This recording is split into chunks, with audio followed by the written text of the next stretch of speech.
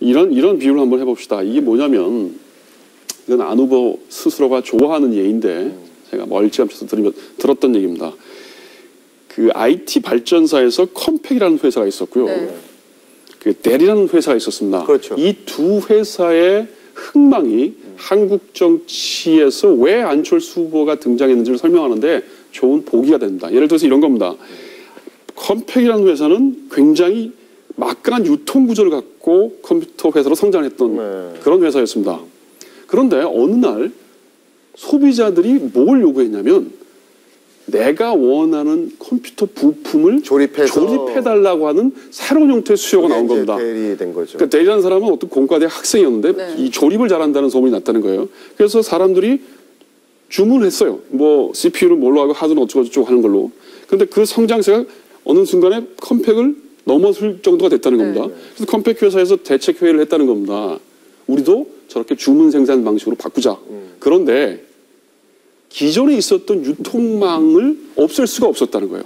사실 주문받는 거 아무것도 아니라는 걸 알지만 기존의 유통망 구조를 속된 말로 대리점을 없앨 수가 없다는 거예요. 또 거기에 다 사장들 있고 결국은 소비자들의 수요가 변해가는 것을 따라가지 못하는 이유가 자신들이 강점으로 가지고 있었던 유통망 구조를 버리지 못했기 때문이라는 겁니다. 제가 왜 안철수 후보가 오늘날의 시대 정신이라고 말씀을 드리고 싶으냐면 박근혜 후보는 국가 중심주의 시대의 유능한 통치자입니다. 한편 문재인 후보는 시장 중심주의, 시민사회 시대에 정치를 했던 사람의 대표적인 인물이라고 저는 생각합니다. 그런데 이 둘 다가 뭐냐면 유통망 구조를 근본으로 하고 있습니다. 최근에 이 며칠 사이에 그 안 후보에 대한 공격 중에 정당에 대한 그렇죠. 무소속이 과연 할 수 있겠느냐. 또 안철수 후보가 낸 공약에 대해서 너무 아마추어 같다. 이런 공격들이 있었던 것 같아요.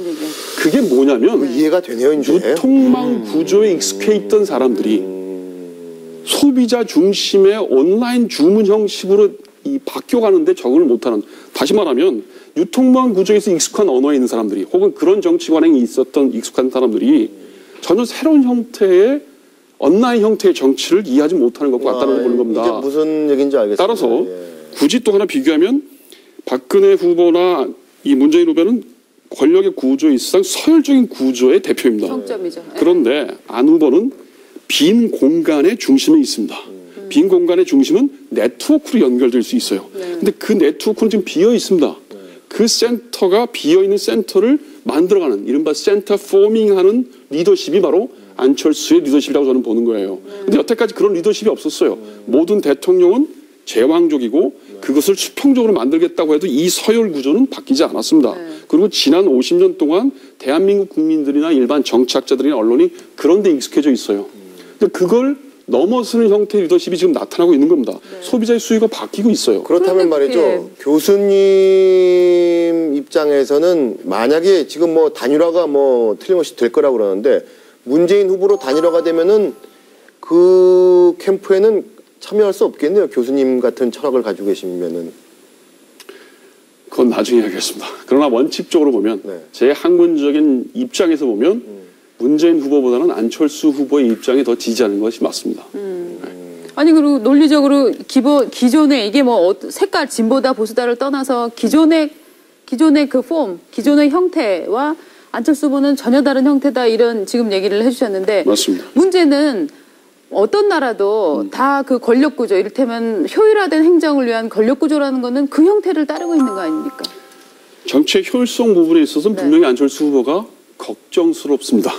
우리 인정 안 할 수 없습니다. 왜냐하면 우리 정치의 관행이 지난 50년 동안 적어도 60년 동안 정치의 관행이 그런 서열적인 권력 구조 안에서 이루어졌기 때문에 그런데 문제는 소비자들이 이제 아는 거예요. 정치 소비자들이 아무리 경장 정치의 개혁을 요구하고 의회 정치를 요구해도 그 유통망이 있는 한 대리점이 있는 한 정치가 제대로 움직이지 않는다는 걸 이제 깨달은 겁니다. 이걸 빨리 아셔야 돼요. 그건 정치권이나 우리 기존의 언론들이 그걸 알아야 됩니다. 그러니까 안철수 후보를 비판한 논점이 바로 유통망 구조를 벗어나고 있다는 걸 염두에 두고 비판하는 건 가능합니다. 그리고 그것에 대해서 우려를 하고 그것에 충고하는 건 당연하지만 유통망 구조에 앉아 있는 상태에서 자꾸 이 안 후보를 공격하게 되면 정치가 발전해가는 것에 방해된다는 겁니다. 그렇다면은 만약에 안철수 후보가 대통령이 정당 없이 무소속 대통령이 된다. 지금의 여야는 그대로 가는 거 아닙니까? 국회 구조는? 예. 그렇죠. 뭐 총선이 다음 총선까지 그렇죠. 가는 거예요. 예. 그렇다면 현실적으로 대통령이 어떻게 할 수 있다고 보세요? 뭘 할 수 있느냐? 뭘 할 수 있느냐? 네, 의문이 들죠. 두고 법을 봅시다. 하나. 두고 봅시다. 그러나 예를 들어서 네. 대통령 권한을 10분의 1을 줄이겠다. 네. 이제 이 부분에 대해서 또 여기 아마추어리즘에 대한 비판이 많았는데 네. 그 권한을 줄이는 것을 아까 제가 비유한 것처럼 센터 안에 사람들이 모여 있는 여지를 더 많이 주겠다는 걸로 해석한다면 오히려 의사소통의 구조는 훨씬 더 효율적일 수 있다는 겁니다. 정치를 우리 두 가지로 한번 보십시다. 행정의 논리가 있습니다. 실행의 논리가 있고 네. 의사소통, 의사수렴의 논리가 있는데 지금 이 두 가지가 자꾸 왔다 갔다 해요. 언론에서 비판할 때. 의사소통의 논리 입장에서는 안철수 후보가 압도적으로 유리합니다. 물론 반면에 실행의 논리에 있어서는 네. 경험도 없고 정당 구조도 없고 다시 말해서 유통 구조가 없으니까 누군가 가서 물건을 팔아야 되는데 그럴 수 없다는 거 아닙니까? 그런데 이 부분의 논리는 제가 그런 의미에서 단일화에 대해서 의미가 있다. 우리 사회에서 처음으로 보통 이제 2012년 체제라는 말을 쓰는데 네. 그 전까지 우리가 87년, 97년 체제라는 게 뭐냐면 국가 권력을 민주화했고 97년에는 뭐냐면 경제에 대한 민주화를 논의했어요. 근데 이게 다 전부 스트럭처에 관련된 문제예요. 근데 처음으로 2012년 체제는 뭐냐면 안철수 후보로 대표되는 2012년 체제는 스트럭처의 문제가 아니고 소프트웨어의 문제라는 겁니다. 이걸 빨리 깨달으면 10분의 1을 줄였을 때 이건 뭐 하잖아. 그 의문이 그 의혹이 사라질 수 있다는 겁니다. 패러다임을 빨리 옮겨와야 된다는 겁니다. 그걸 일을 뭐든지 10분의 1로 하겠다는 게 아니다. 뭐든지 반발짝 앞서가면은 상당히 혁신이 될 수 그렇죠. 있고 진보가 될 수 있는데 한 발짝 앞서가면 완전히 헛발질이 될 수 있지 않습니까? 제가 보기에는 지금 반발짝 앞서가고 있습니다. 이게 지금 반발짝이라고 보세요. 왜냐하면 이명박 정부와 노무현 정권의 이 스윙 안에서 이 국민들이나 우리 정치권이 알아요. 정당 정치의 한계를 너무나 잘 압니다. 그렇다고 해서 정당 정치를 무시한다는 게 아닙니다. 그러니까 문재인 후보와의 단일화를 왜 의미가 있다고 생각하냐면 기존의 정당 정치를 완전히 넘어서서 무에서 시작할 수는 없겠죠. 네. 그러나 정당 정치의 틀을 인정하는 부분을 줄이는 겁니다. 네. 그 새로운 형태의 그럼 문재인 후보하고 정치를 단일화되면은 한다는 문재인 후보하고 단일화되면은 기존의 이 정당 정치, 정당의 관행, 정당 구조가 상당 부분 바뀔 거라고 보세요. 저는 그렇게 믿습니다. 그렇죠. 인력은 동원하되 수족은 동원하되 뇌는 바꾼다 뭐 이런. 그럴 수도 있고. 근데 우리 지금까지 우리 정치판을 보면은 그런 지금 교수님 같이 그런 새로운 생각, 혁신적인 생각을 하신 분들이 많은데 정치권에 들어가면은 말하자면 요번 같은 경우에 단일화가 되면은 문재인 후보 쪽으로 이게 무슨 뭐 수은인가요? 수은같이 이렇게 싹 들어가면 골로 확 동화돼요. 이게 그러니까 안철수 후보 쪽으로 긍정적으로 동화되는 게 아니라 안철수 후보 조직이나 안철수 후보 자체가 기존 정치권으로 확 바뀐다고요. 그래서 안 후보께서 계속 강조하시는 게 단일화도 중요하지만 정당 개혁, 정치 개혁이 먼저라고 하는 게 그겁니다. 정치 개혁이 안 되는데 지금 뭐 남은 2달 동안 정치 개혁이 되겠어요? 정당 정치 개혁이 되겠어요? 주도권을 누가 잡느냐에 따라 다르지 않겠습니까? 예를 들어서 문재인 후보와 안 후보가 단일화를 했을 때 물밑에서 많은 조건들이 오고 가고 있죠. 그러나 적어도 내가 유통구조 안으로 들어가진 않겠다. 정치의 실권을 가진 사람. 예를 들어서 안 후보가 대통령이 됐다. 뭐 문재인 후보한테 어떤 일정한 정도의 정치적 권력의 재량권을 주겠죠. 그럴 때 내가 중요하다고 생각하는 부분에서는 덜 양보하지 않겠다. 그리고 네가 갖고 있는 정치적 비유수는 이 정도로 마무리해라. 라고 한다면 기존의 정치권에서 했던 관행들, 예를 들면 공천위라든가 정당을 유지한다는 데 드는 비용이라든가 결국 우리 사회에서 정당 정치가 왜 안 되냐면 유지 비용이에요, 사실은. 뭐 이건 통합진보당부터 시작해서 한나라당까지 너무나도 그게 명백하게 드러났어요. 어떤 제재 조치를 취하고 어떤 위협을 해도 공천에선 돈이 들어오게 돼 있다는 겁니다. 왜냐하면 선거라고 하는 것이 어마한 천문학적인 돈이 드는데 국가에서 지원하는 돈만 가지고는 터무니없단 말입니다. 그러니까 어떤 형식이든 돈을 받고 선거를 하게 되는데 지금 안 후보가 가장 크게 내세우는 게 뭐냐면 내가 나서서 나오고 싶어서 나온 게 아니고 국민들이 추대한 겁니다. 그거 우선이라고 안 보세요? 아니 그게 왜 우선입니까? 그렇게 나는 나오기 싫은데 국민이 원해서 나온 겁니까? 그게 시대적인 부름이죠. 예수께서 뭐라고 했습니까? 나는 지금이라도 돌아가고 싶다고. 그 얘기죠. 바로 그런 지점에서 아니 본인은 본인의 이미지를 계속 띄우면서 막 일종의 메시아 무슨 저 컴플렉스에 빠진 거 아니냐 이런 얘기 그래서 나오는 거 아닙니까? 그냥 솔직히 컴플렉스는 하고 아니고. 싶다. 나 하면은 잘할 것 같다.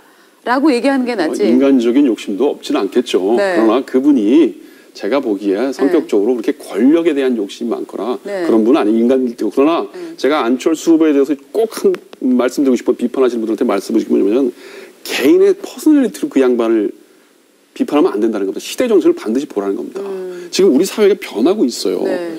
경제 문제를 자꾸 얘기하는 건 돈 문제이긴 하지만 그 밑에 깔려 있는 건 내가 사람답게 인간적으로 살고 싶다는 겁니다. 요즘 젊은 사람들이 돈 많이 벌겠다는 게 아니에요. 150만 원 받아 좋으니까 내가 주말이면 내일도 좀 할 수 있고 인간적으로 나를 좀 사람 대접을 해달라는 겁니다. 그런데 지금 일상생활에 깔려 있는 사회 구조는요. 너무 치열해요. 그 경쟁 구조가 너무 치열하고 사람은 극단으로 몰아갑니다. 그래서 한번 실패하면 그건 완전히 루저가 되는 거예요. 다시 돌아올 수가 없어요. 이런 것들을 봐달라는 겁니다. 이런 것들을 들어달라는 거고 그래서 나를 좀 치유해달라는 겁니다. 내가 지금 마음이 아프고 상처가 났는데 정치가 맨날 구조 얘기만 하고 무슨 임금 얘기만 하고 있는 게 아니고 내가 일상생활에 너무 이렇게 치고 있다.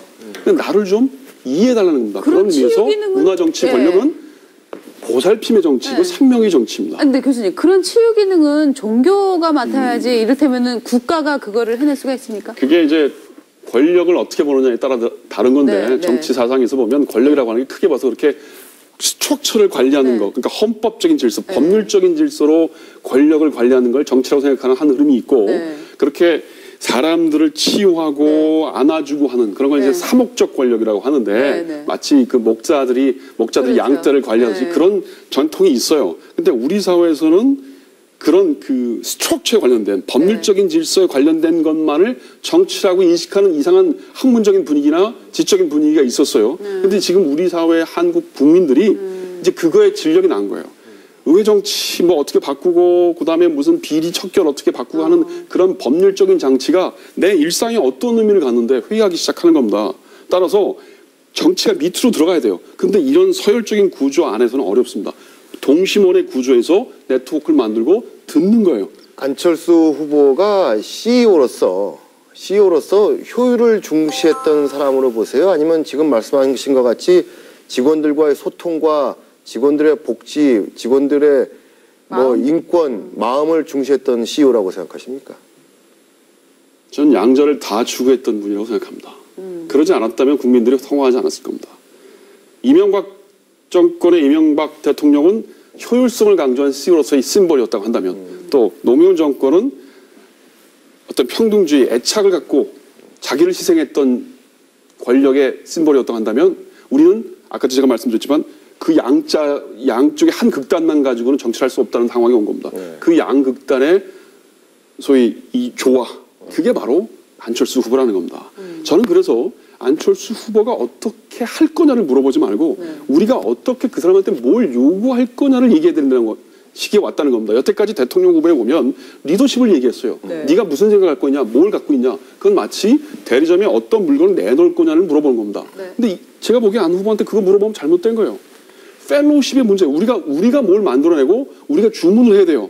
그래서 내가 주문을 했을 때 네가 그걸 잘 조립해서 만들어 올 수 있느냐. 그거에 대한 점검은 분명히 극단적으로 말씀하신 대로 잘못되고 있어요. 극단적으로 말씀하신 대로 안철수 후보가 청춘 콘서트 하면서 뭐 돌아다니면서 20, 30대 뭐 대학생들한테 좋은 말 해주고 힐링해주고 자 희망을 가지고 열심히 일합시다. 뭐 나도 힘들었다. 뭐 좋은 말씀 쭉 하시는 건 좋아요.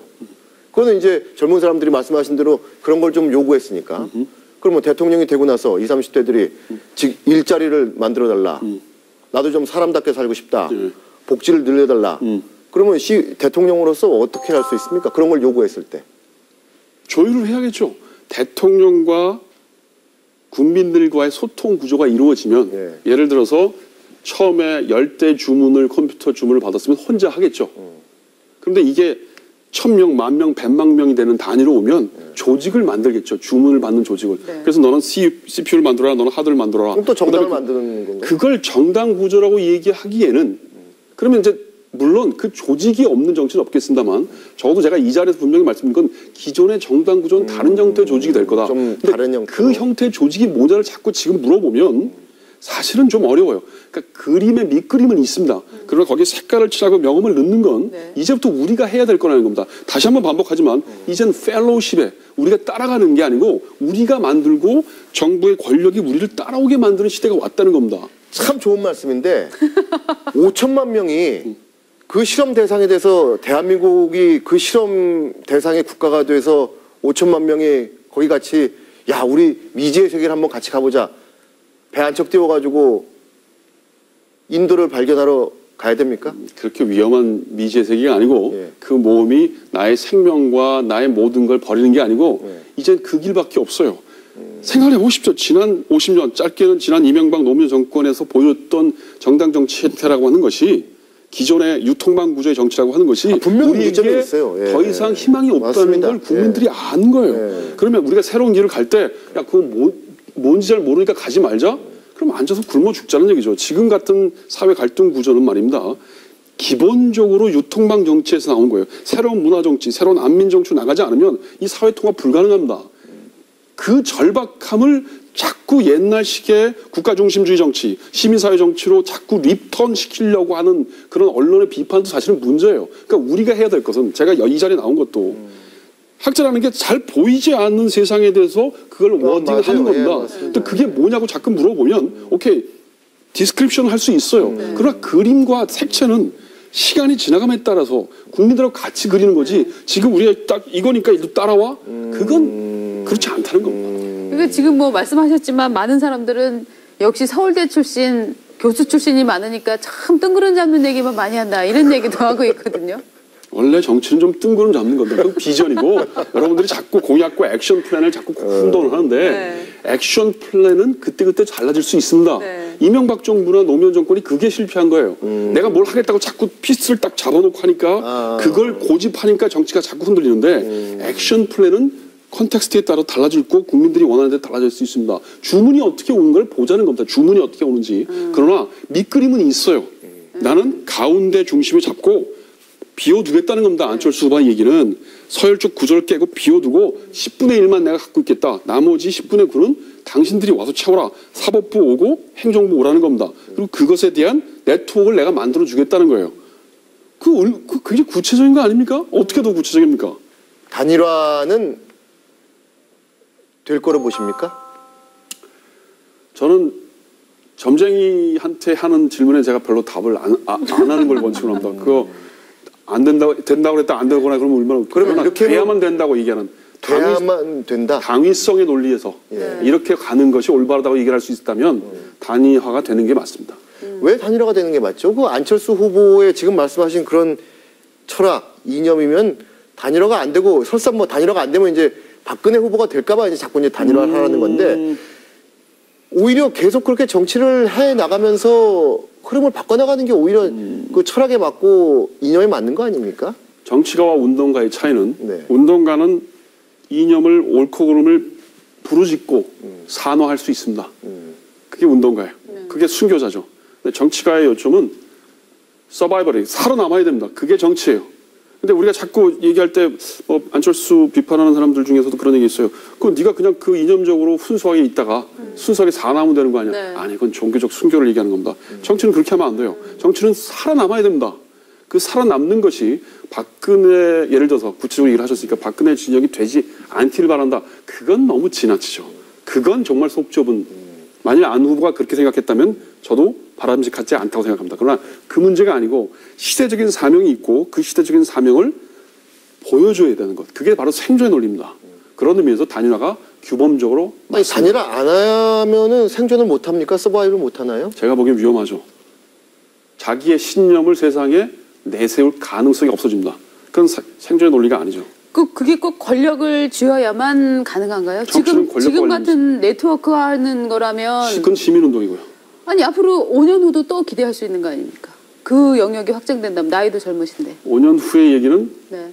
대선 끝난 다음에 지금 정치를 눈앞에 두고 네.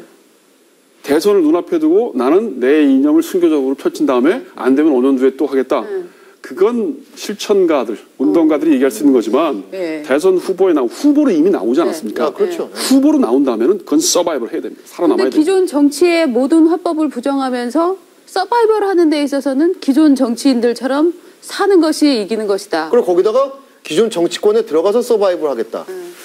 이건 모순 아닌가요?